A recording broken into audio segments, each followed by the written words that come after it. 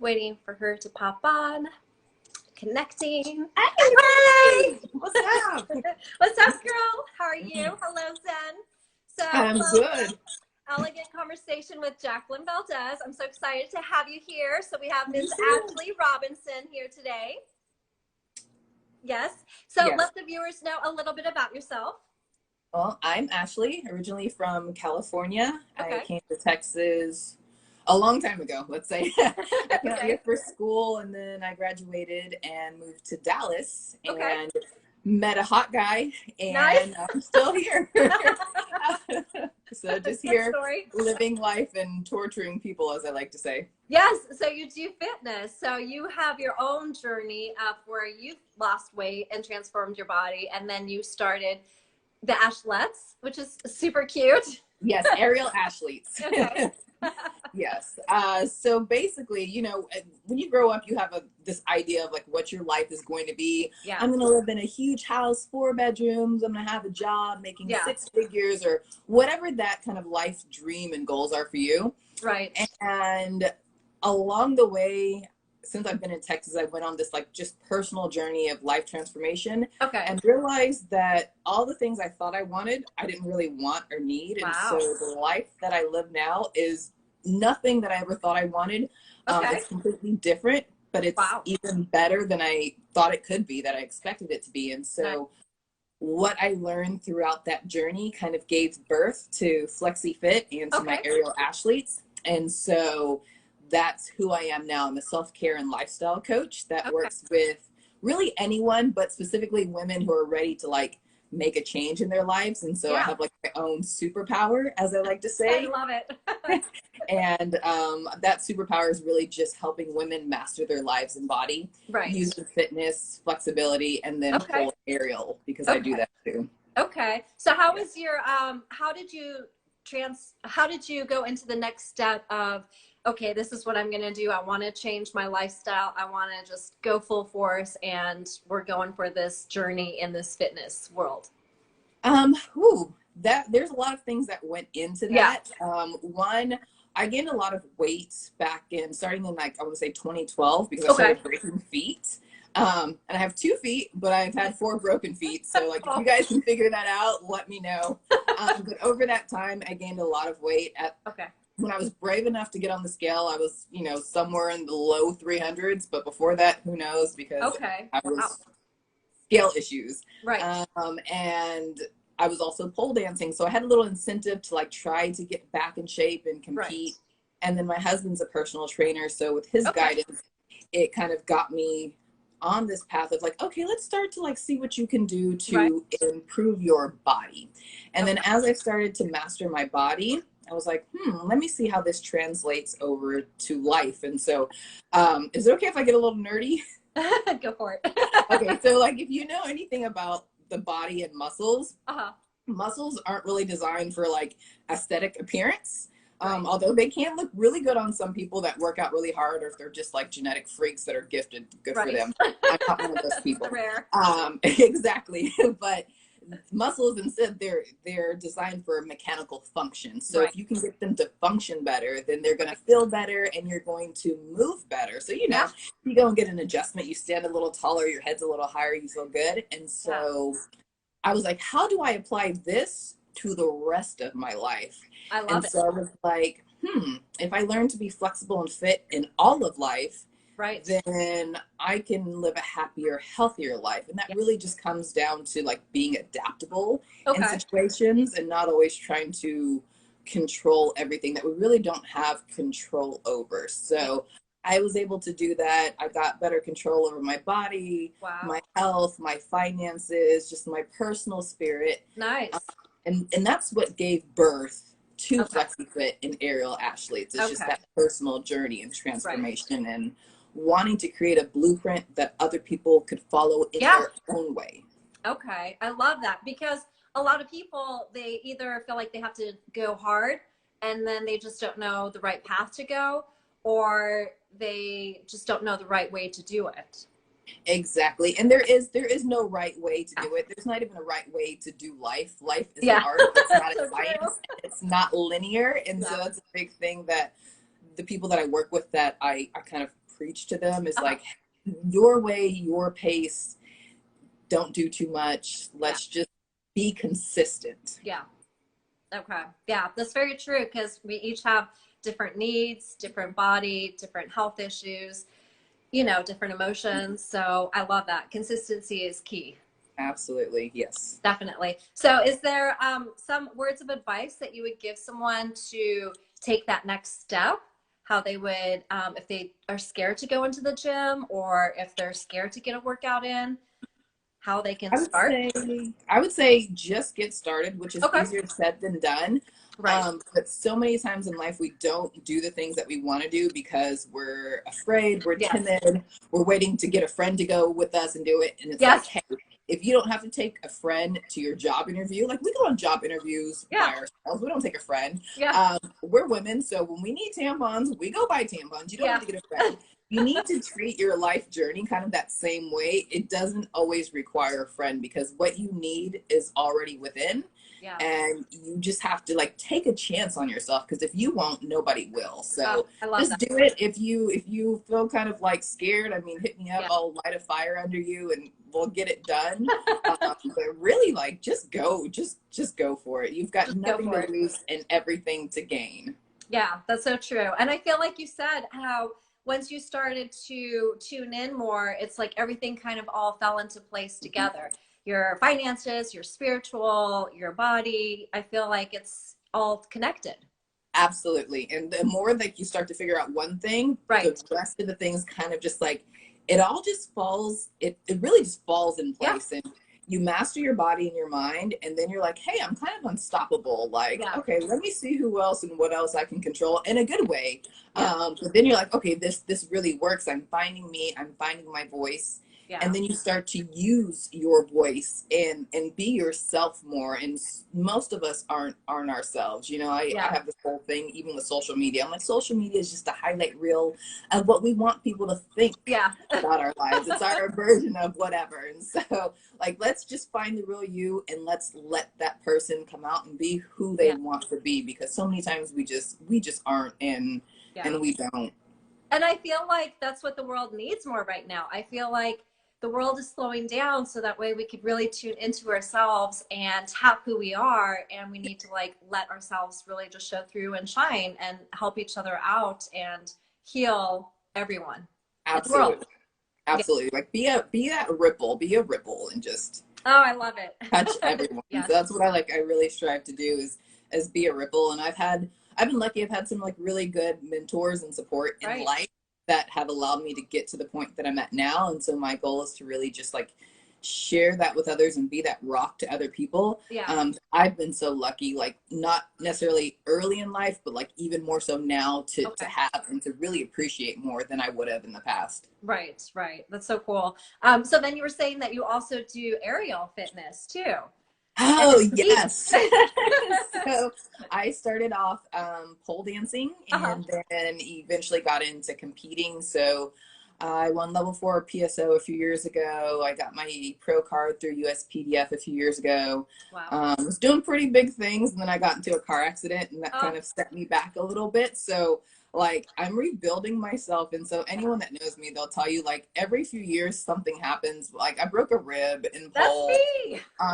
Every few years I go through something and I have to like reinvent myself. So I'm like, I've been out of shape, in shape, back in shape, all the shapes. I'm always just trying to like just get better. And so through that journey, like I said, I've done pole. I do the swing, the flying pole. The trapeze. I'm certified to teach hoop. I do hammock. I think I do pretty much everything except for silks. The whole wrapping of the foot thing doesn't get along with my feet. They're still pretty bad. So anything other than silks, anything I can do to avoid my feet is like what I do in life. Okay, very cool. Yeah, I feel that's so funny because I resonate with you. I've been in car accidents and then I come back and then I have a shoulder injury and then I come back and then I found out I have fibro and then I've come back. But it's like, I feel like it builds strength and it really gets you to connect to your body more. And because you learn so much about your body through the process. And like, I've learned so much about my body. And so with the people that we work with, a lot of the things we talk about is just like body awareness, right? And your body, because no two people and circumstances and body parts are alike. And so it's, what does your body do? What can you do with your body? And how can we make it the best it can be? Right. True. Very true. Yeah. You have a lot of love. People that are saying how much they love you. So they say that now while they're not near me, but in classes, I don't know. They're like usually trying to hurry up and get away from me. And awesome. So how would like one of your classes go? What is it? Something like, how is it structured? So it depends on the class, but in general, like my classes are what I call like a safe space for cray. Right. So like, I don't care who you are, what your personality is, come in, like we're going to have a good time. Always a high impact warm up. I tell people, if you can survive my warm up, you can survive anyone's class. And there's always abs. I'm big on like core strength and stability. And then from there, like we just have fun, like we get things done, but I'm the queen of modifications. Again, like I've been plus size, overweight, all the way from like 300 plus. I've gotten down to my lowest was like 159. So I know like a spectrum of body types. So I'm very like body friendly. So if you have the will, I'll make a way is what I like to say. And so there's lots of modifications. There's lots of laughing. It's amazing that we get anything done sometimes. But we do manage to like get a lot of stuff done and achieve a lot of goals. And then I just kind of tailor and adjust depending on who shows up to class that day and what class it is and kind of what personalities and attitudes you get. I just try to make like a fun, positive environment. And, you know, some they come in and they want to vent or they want to have grown folk conversations. And so we just do like whatever it is that the people in class need that day. That's what I give them. That makes sense. And it's needed because you want to be in an environment that is supportive, that you can vent, but then at the same time, you know, you're laughing and it makes you want to exercise and have fun and get in shape and work on your spirituality and your whole body and everything. Exactly. Like I used to say, you know, and this is a lot more like pre-COVID, of course, but the people that come into classes, like they're trying to get away from the craziness of the day, whether it's like work, it's family, it's kids, it's whatever life stressors. And so when they come in for that 1 hour or 2 hours that they want to be there, like that's my job, is to get their minds off of that other thing and let them just be in the moment. So that's what I really try to focus on in classes. Now, personal training sessions, that's a different story. Classes, that's what it is. Nice. So what can you give advice to someone for now that it's COVID and we're on lockdown? How can we take a tip to do something healthy fitness wise at the house? Get creative and stay consistent. It doesn't have to be something like a big production. You don't have to go and buy a bunch of equipment. You could get up and just do your own personal stretch each day. You could say, hey, I'm going to do calf raises while I brush my teeth for the whole time I'm brushing my teeth. Something I love that. Yeah. And so I have a whole like AM leg workout, if anyone wants it, that you can do like while you're brushing your teeth and washing your face, that I created for those specific people. But it's just getting in the habit and the practice and a routine of doing something. And once you start with those little habits, it will help you like maintain some bigger habits and then get more creative. But don't try to do too much. If you need like a buddy or an accountability buddy, like there's plenty of them out there. There are things that you can follow online, different resources and stuff, but usually the more fancy you try to get, the less likely you are to stick to it. So like start simple and be consistent is what I would say. Okay. I love that. Great tips. So did you have, coming from being overweight and the car accidents, did you ever get times where you were discouraged and you were like, oh my gosh, the things are never going to change. This is never going to happen. That you can let people know what you were going through and I guess how they can overcome it? Yeah, I've definitely always like a lot have those moments. I probably don't like show them on the outside. I try to stay positive in my posts and my dealings with other people, but I mean, I'm human, so I have those moments where it's like, okay, am I ever gonna do an Iron X again? Because when I had my accident, like I could not even lift my arm up. There was just no strength, no range of motion. So like, could I do an Iron X? Will I ever pull again? Am I gonna let my athletes down because now I can no longer do the stuff that I'm training them to do? So definitely like you always have those moments of doubt.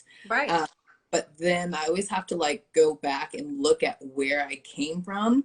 And even though I might get knocked back down, like seeing where I come from, no matter how far I get knocked down, I'm still way further in life than I was when I started, and seeing what I've been able to achieve. Well, if I did it once, I can do it again, because now I'm like way smarter and way more experienced. So that's kind of what I remember. And then again, like I have a great support system. Like I said, my husband, he's always here for me, encourages me. He's why I got into fitness. He's a personal trainer. Nice. And we get really creative with our exercises. So like even after my foot surgery, like we strapped my foot to a bicycle in my boots so I could do cardio. Wow. So he's kind of like the jigsaw of workouts. He will like find a way to make a modification so that I can do something. So together we kind of put our minds together. And like we're like, okay, here is how we're going to attack this problem, or here's how we're going to solve that problem. And that's worked out. It's worked out really well. So well that like my work that I do, it's actually like a joint effort. And so I'm lucky that I get to like spark interest with people in fitness and improving their life and flexibility. And then once they kind of like outgrow me and they need like that next level butt kick in nutrition, then they jump over his and he can take them to he can take them to the next level. So we're very much like a team like that. Or if he gets someone that's like, oh, this hurts, I don't know if I should stretch it. Like, go talk to her. I don't want to deal with that, but she can figure it out. So it's kind of like a ping pong table, go back and forth. And it's a great support system, and it allows our clients to get even more than they would get if they were like just working with us. So that makes sense. Support system, I recommend that. So definitely creativity is huge. And then realizing you can always do modifications. You can always find a way to get moving, even if you have some kind of injury or something going on. Absolutely. Like a couple of my athletes now have injuries. Okay. So I will work with their physio team and their rehab and say, okay, what can we focus on?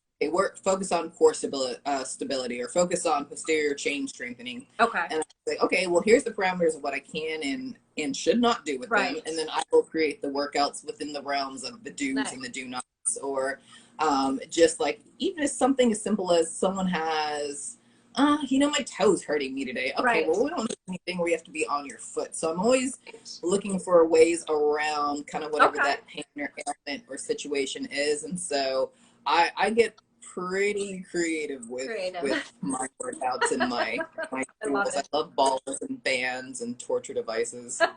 All the fun apparatus. So then you said that you were pole dancing and you went back to Iron X. What was something that you did to prepare to help you get ready to do Iron X? Because I know a lot of the pole dancers in the industry are always wanting to know how to do Iron X's, and that's a common question is, how can I get there? One, understanding your body and understanding the mechanics of the trick. So one of the things with pole dancing in general, and especially like big tricks like Iron X, there's a difference between, because let me go back. Some people think that, oh, you have to be small. You have to be tiny. I'm almost like 200 pounds right now, girl. There's nothing tiny about me. I can throw an Iron X, It's not about like being tiny, and it's not just about being strong. It's about strength to weight ratio. That's why you can get some little itty bitty people that aren't able to do Iron X just yet. And you can also get like one of those big beefy gym guys, and they've got all the strength in the world and they can't do an Iron X. You have to have that body awareness and then strength to weight ratio. So once I started like breaking down the trick, and this is another thing where I got my husband in on it, and he's probably like better pole dancer, like amplift than I am now, because he can break tricks down too. And we're like, okay, this is what we're going to do. So like with the Iron X itself, instead of working on just like holding it or ascending into it, I would descend into it. And then don't go too far down. I would just go down and then right back up and then down. So my own little like body lever. And so I could go down further and then I could hold it more. The other thing that I figured out, and I'm probably not the first one to figure it out, but if you activate your lower body, specifically that top leg in your hip, that will take some of the stress off your shoulder. But if your lower body is just kind of like slagging and lagging, that's going to put more stress on the shoulder. And the shoulders are already bad enough. So strengthen your shoulders, strengthen your hips, strengthen your whole body. So I do a lot of like dynamic core work with my athletes, and so they will tell you like they're cored to death. But we do a lot of core work, a lot of dynamic core work. So not just sitting up, but lots of creative stuff is what I'll say. Lots of core stuff. So what has it been like being in the pole industry? What has your journey been in the pole industry? My journey has been, it's been kind of rocky. I started off at a studio, and I started off like back in 2000, I think 9. And that was a time where you didn't really venture outside of your studio bubble. Like if you went to this studio, you stayed there. And if you went over here, you went here, and they just didn't mix and match, at least in the area that I was in. And so I did my first competition, I want to say in 2011. And so I met a lot of cool people. I was like, hey, these people are really nice. Like, what are you guys talking about? So I started studio hopping. And so I was probably one of the first people out here to studio hop. And so I'd go to like this studio wearing that studio shirt, and this studio wearing this studio shirt. And I'm like, I love everybody. And so I'm still like that to this day. Like I've taught at studios. But when I started competing, there weren't a lot of people like me. There wasn't as much like inclusiveness as far as like body types and stuff. So I remember like the first few competitions, I would always get, oh, you're really strong, or you're strong for a big girl, but like no constructive feedback to help me really develop as a pole dancer.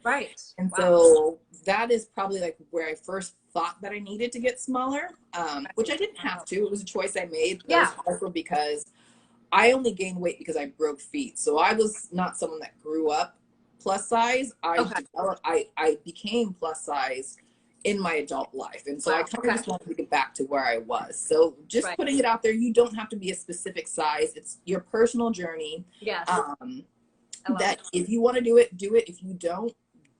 It's totally up to you. It's what I did for me because I wanted to get back to where I was. And I wanted to compete against some in a class of people that I didn't feel like I could at the time. And there's so much more opportunity now that just wasn't there back then.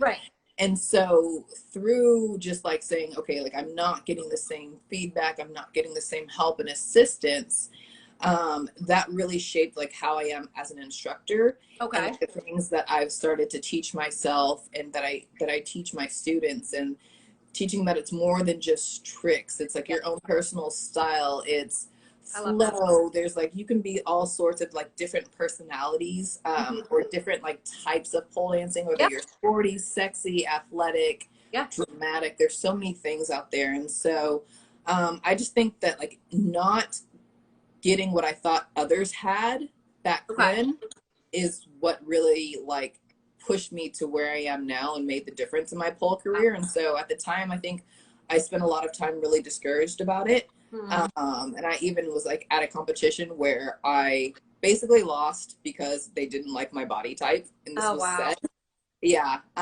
And so that is a big part of like who and what I am now and what I try to be to people, because things aren't always fair and balanced. Pole's a very subjective sport, whether we like it or not, whether we're all inclusive or not.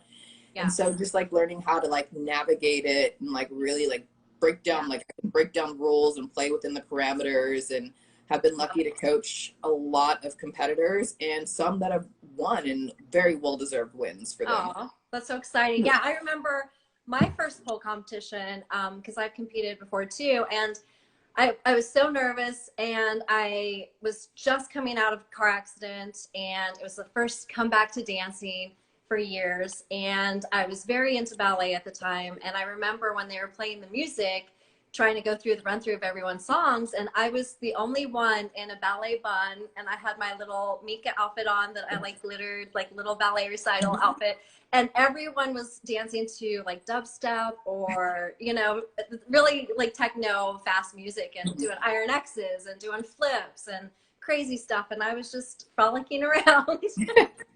And, you know, it was like I just was like, I'm gonna go do me and be me, and like, you know, this is what I am. And it's not about tricks. I mean, I've seen winning routines that didn't have iron X's. It's about what you bring to the stage. So whenever I get a student that's like, oh, I think I might want to compete, but I don't think I'm very good, or I need to be doing this for a year, I'm like, no, you don't. I'm like, do you know 3 spins? Yeah. Do you like music? Yeah.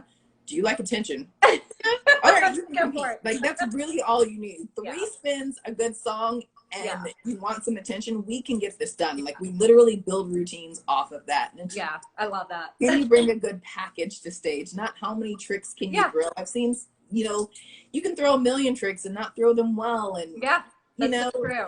That's so true. Make a memorable performance. Yeah. And I think people resonate with that when you know, dance from your heart and you're having fun and stuff like that too. Yeah. Was there anything else that you wanted to tell the viewers?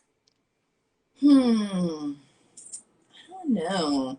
I guess just like learn to love yourself. It's easier said than done, but like once you master yourself, dealing with the rest of the world becomes easier. Whether you get better at saying no, you get better at doing less, you get better at doing more of the things that you want to do. Like I think so many times we live life for other people, whether it's our parents or our friends. Like you're just doing what you think you should do and not really what you want to do. And so like start doing, like within reason, start doing what you want to do and the things that make you happy, because when you are happy, like that light and that energy that shines from you will shine on to other people, and you can impact a lot more lives that way.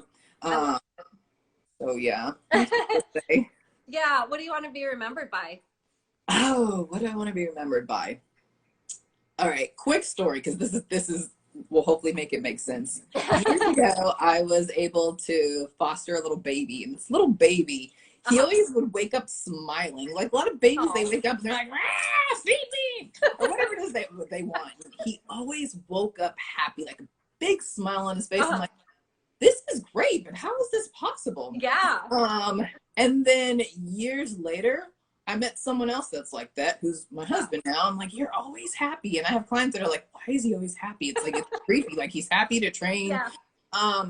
And so it's that energy though. It's their energy that encourages you. It inspires you. It makes you feel welcome. Yeah. Makes you feel good. And so I think that's what I would want to be remembered by. I still have some work to do on myself. I'm always like, I'm a work in progress, but I want to be remembered by my energy. Like I sparked happiness in someone. I inspired them to do something. They could have a bad day and come around me, and then within minutes of being with me, they start to feel better and they leave on a happier note. So I think it's just my energy. I love it. That's so good. Definitely. Well, thank you so much. I could talk to you forever. Yes, thank you. Thank you for being a part of it. Thank you guys for tuning in. Bye. Bye, Dylan. Bye. Lots of love. Bye.